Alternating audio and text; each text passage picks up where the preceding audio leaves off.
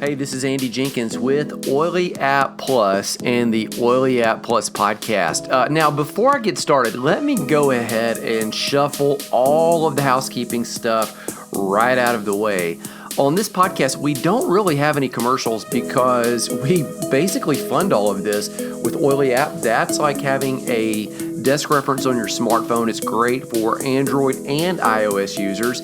You can just search it in your smartphone's app store, the favorite one that you use all the time for everything else, and it will pop right up. Oily App. I tell you this, it runs through a strict compliance test every single time we update. In fact, recently, Young Living put in some new executive officers. One of them was in the legal department, and the new head of legal reached out and went through all of the contracts and was just reviewing everything and looked at our information right there and just kind of went through another round of review and looking at everything, and it's solid. So it's information that you can trust because it's the only third-party certified product app with Young Living essential oils. So a great resource for you, for team members, for people whom you're sharing the oils with. All of that is right there. Now, let me also tell you about Oily App Plus. It is a web-based, we call it the Netflix of essential oils, because every single month there are new releases, at least 2 new video-based classes, and once you drop in, there's no contract. You can pay by the month. It's a lot cheaper than Netflix, and you have access immediately to all of the past courses that are there. The link to that is oilyapp.com/plus. It's in the show notes. And I say that because for 3 weeks, I am bringing you one of the first courses that we ever looked at. I'm bringing you the audio. It is the Emotional Wholeness Checklist. And emotions, man, they can serve you or they can radically sideswipe you. A lot of people don't realize that we're multifaceted people, and you're only going to be as strong as the weakest link. So you've got a physical self, a spiritual self, intellectual, social, or relational, and then there's this component of emotional health. And goodness, throughout 2020 and 2021, it's proven so far to be much the same. You realize how quickly your emotions can just hijack you. They can flip you around when you watch the news feed, when you watch what's going on in the political sphere, when you look in even what's happening economically. Your emotions, again, can serve you or they can just sideswipe you. And so we've got 3 episodes right here where I want to, in this series, take you way back to some of the things that we taught early on and just remind you of those truths. Now, if you look down in the show notes, I've got a free gift there for you as well. It is an ebook that we put together with Dr. Jim Bob Hagerton. He and I went back and forth producing that one. It is a full color book that is entitled Stress Shield. He taught the content. We went back and forth writing, creating, crafting that. Go to oilyapp.com/SS. Download Stress Shield absolutely free. Here we go. This is an episode, a piece of the Emotional Wholeness Checklist. The truth is that your emotional health, I'm seeing this about myself, is I realized I had been emotionally unhealthy for years, and I never really saw it. And the truth is that your emotional health is going to, for many of us, be the lid of your total health. Now think about it, like a chain is only as strong as the weakest link on that chain. So if you have different links on the chain, and all these links on the chain will hold a max weight of 1,000 pounds. So 1,000 pounds for that chain. But then you put in this one link in there somewhere, and that one link will only hold 10 pounds. Then the whole chain is not going to hold 1,000 pounds. The entire chain will only hold 10 pounds, okay? If you put weight on that chain in excess of 10 pounds, the whole thing's going to snap. It's going to break at that weak link, and it doesn't matter how strong the other areas are. If the other areas can support a great weight, but that one link can't, that's going to be the thing that kind of brings the weight down. Okay. And the same is true with you. We're multifaceted people. We have bodies, we have souls, we have spirits, we have an intellect. And I just kind of put a list there for you. And we're never going to surpass the area in which we're the weakest. Now, a lot of times when you come to Young Living Essential Oils, we think of that in terms of physical well-being only. And we say things like, and this is true, and this is really true. I mean, I taught it in the last month when we were doing the Oils of the Bible and the Healing workshop. And I taught that if you're physically sick and if you're on the couch, or I'm kind of looking at a bed right there, I'm out of town working, there's a hotel room where I'm at. If you're physically sick on the bed or you're on the couch, it doesn't matter the great stuff that's in your mind and your intellect. It doesn't matter the incredible calling that's on your soul and in your spirit. If your body can't physically carry that, then you're kind of going to be stuck in the water. Like you're not going to be able to walk it out. Why? Because your total health is only going to be as strong as the weakest area. Now, we readily identify that with the first four that I've listed on there with your physical health. We readily identify that even with your spiritual health. That's a big thing that, a lot of people are coming on board with lately and going, man, yeah, your spirit, that's really important. We see that with intellectual health. We see that with social and relational things. If you don't get along with people, if you're always burning bridges, if you're really difficult to work with, then your business team's not going to grow. Your family's going to have strife. You're going to struggle in relationships at church or the workplace or in your neighborhood or wherever you go. But we often don't see this with emotional health. And again, just telling you straight up, like point blank about myself, this is an area where I struggled for years and didn't actually see it. And it honestly took some guys I was walking very close with to kind of help point some things out to me and help me kind of navigate, say, hey, you're not seeing this one right, or you need to see that, or to really see that. Now, let me kind of back up. If somebody walks in and we see somebody walk into the room, okay, so I'm just I'm down the hotel lobby, in the restaurant out here, whatever, someone walks in and they have a physical handicap. And by the way, this comes from this book. I'll link it in the comments later on. This book by Peter Scazzaro called Emotionally Healthy Spirituality. He was a pastor that, in his own words, he just crashed out because of not spiritual stuff, but emotional stuff, not physical stuff, but emotional. And he says, if you see somebody, he has such gracious language when he says this, if you see somebody that walks in and they have a physical handicap, he said, we readily see that. And we look out for it and we make concessions for that person and we help them. And he says, one of the reasons we do that is because the issue is usually because if they come in a wheelchair, they come in with a cane, or they've got a broken arm or whatever it is. He said, it doesn't make them deficient or defective as a person. It just means, hey, there's an issue that's obvious. And generally it's not just obvious, it's owned. The person sees it and they accept, hey, I've got this limitation. I've got this thing that I'm generally working on. Again, it doesn't make him a lesser person. And he's got such gracious language on this. So it just means, hey, there's something there that's not optimal health. It says the same thing is true if we see somebody that's spiritually kind of off center a little bit. Generally, those people that have spiritual questions about the deeper meaning of life, about their purpose, their calling, their destiny, however you want to term it, they generally broadcast that because they ask questions. Or they come to a church and they say, hey, I'm new here. I'm not sure what's going on. Or they go get a book, at Barnes & Noble that has questions and they're exploring this. And we commend it. And, and the issue, again, it's owned by the person and it's obvious, both things, okay? It's obvious. You can kind of see it. You spot it. It's owned. The person notices it. Okay. Third area that he says, intellectual. And again, he uses gracious language on this way better than I can kind of say it on the fly. So hopefully when we write it down in the Emotional Wholeness book, it's said very honorably. But he says intellectually, if we see somebody that has a learning, they're a little bit slower to learn information, or if you see somebody that might have something mental that would be akin to Alzheimer's or Tourette syndrome or something else, he said generally the same thing is true. We make concessions and we help and we go out of our way. Why? Because the issue is obvious. number one. And number two, it's owned by the person. And because of that, we're able to kind of build that bridge and help people move from where they are to where they want to be. Again, not that they're defective as a person, but we're all growing and we're all getting better. The same is true if there's somebody that has a relational or social issue.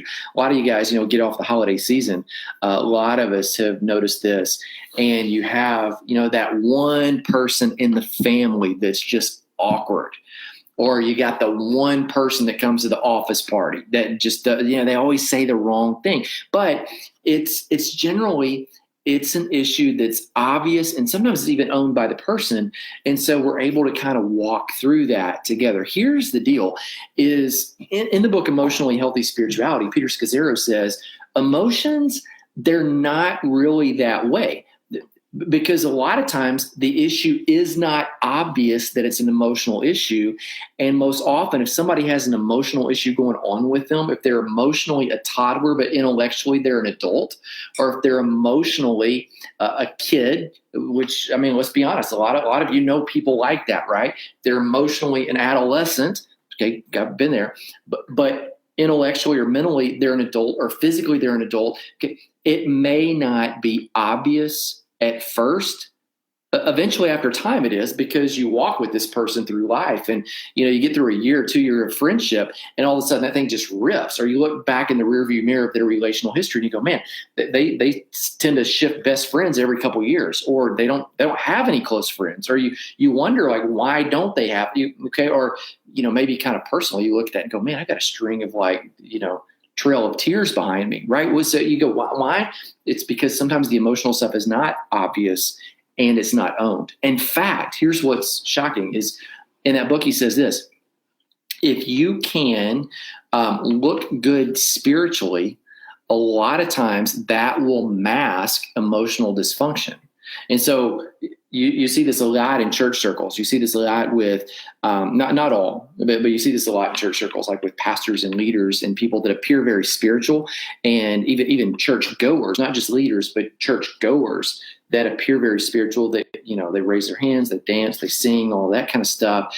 There may be some emotional baggage going on deep inside, and they use the God told me type language, and they use all, everything gets spiritually shellacked. They put a halo on everything, and there's a lot of emotional unhealth going on there. What's his point? His point's not to throw anybody under the bus. His point is to say, hey, this is an area that we need to deal with, and this one is not so often obvious, and it's not so often owned, but it is hugely, hugely, hugely, colossally important, because again, back to where we started, your total health is never going to surpass the weakest area, the weakest link. That will be the downfall. Now, let me come in the video with this analogy from a book that I read.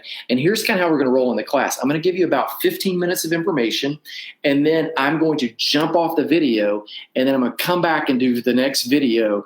So just refresh your browser and then join me back on. And it'll keep the video shorter. 2, it'll help you share them off. And 3, it'll help you know kind of where to go back to if you want to relearn some of the information and review some of it without having to scroll through, 45 minutes or an hour of material. So you can watch it in bite-sized chunks and go back through it. So that said, I read this book.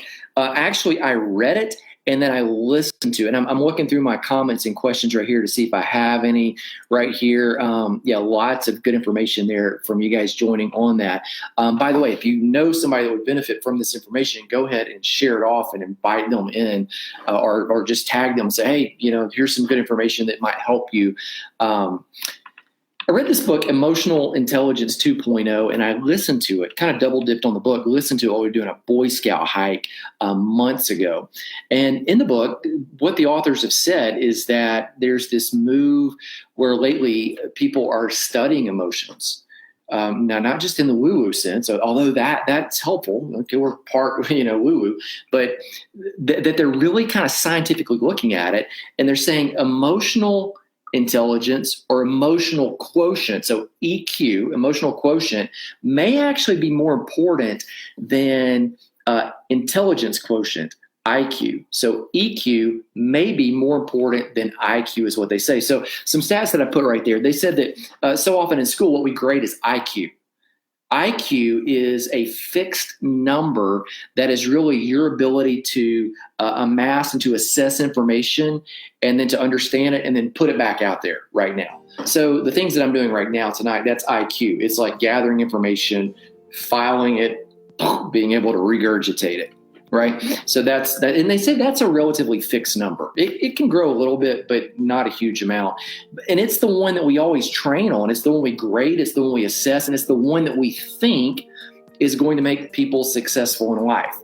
Whenever you go to college, they want to know your ACT score. It measures IQ. They want to know your SAT score. Again, it's another measure of IQ. They want to know your GPA, IQ related. They want to know, did you make A's, B's, C's? IQ related. And the authors of this book, Emotional Intelligence 2.0, said that may be the wrong way of looking at things. Emotional intelligence may be more important. Here's the stats. I wrote them down for you. People with the highest IQ outperform people with lower IQs only 20% of the time. So the thing that we thought was going to make people the most successful, IQ, high IQ only outperforms low IQ only 1/5 of the time. But get this, people with a higher emotional quotient outperform people with a lower emotional quotient that have a high IQ. So EQ outperforms IQ 70% of the time. So it seems that one's the bigger indicator. They also say that a higher EQ across all fields, all career disciplines, higher EQ actually accounts for $28,000 more annually in income. On the test they have, it's like each point that you score higher on EQ is worth about $1,300 in annual income. Here's where it gets really exciting though, and I'll kind of end this video with this, is EQ. IQ is a fixed number. It can fudge just a little bit, but emotions, EQ, it is a fluid, flexible number that you can decrease in. So you can get dumber emotionally in some sense, or you can raise your emotional quotient. So, and it doesn't matter what you're going through. It doesn't matter if right now it's all peaches and cream and joy. It doesn't matter if right now it's a lot of pain. And to be honest, most days, for most of us, it's like this, right? That emotional number, that point on that test can go up. We can become stronger. In other words, the whole chain can become stronger. All right, there you go. Be sure to grab your free PDF, the ebook of that Stress Shield item that Jim Bob and I put together at oilyapp.com/SS. The link for that is down in the show notes. I would love for you to subscribe to the podcast on Apple Podcasts, on Google Play, wherever it is that you listen to your podcast. Be on the lookout on our social media feeds because we, if you were around first of the year, did a live event that was entitled Forward, where really we gave you some tools about life planning, some resources from some, it was 15 plus diamond and higher leaders in Young Living Essential Oils that really brought their A game to that and added so much value to the content that we'd prepared for you.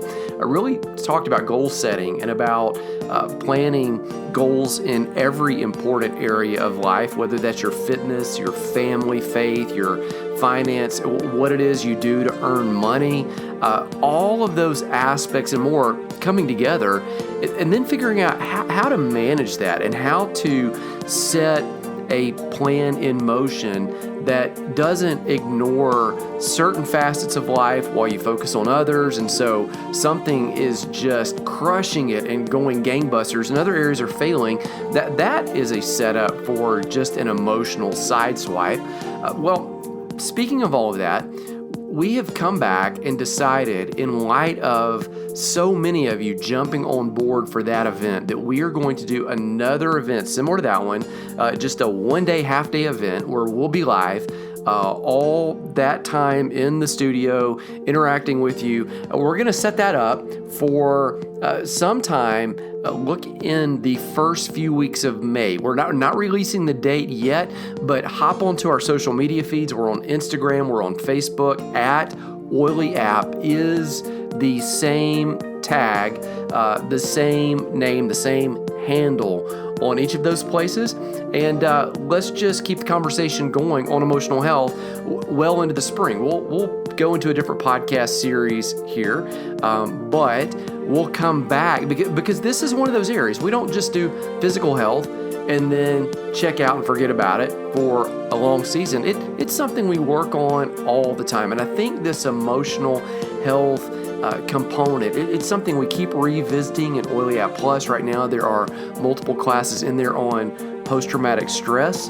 There are multiple courses in there on your emotions and your identity, and how when you're hustling for something hard, you can get your identity so wrapped up into that thing, into that goal, into that title, into that paycheck that you honestly lose who you are, lose your intrinsic value as a human. There are so many ways that we get this one wrong, and there's so much potential and beauty when we get it right. So we're going to stay in that conversation. All right, I'm going to end it right here. I'll see you guys again right here next week. Same time, same place. I'll talk to you again soon.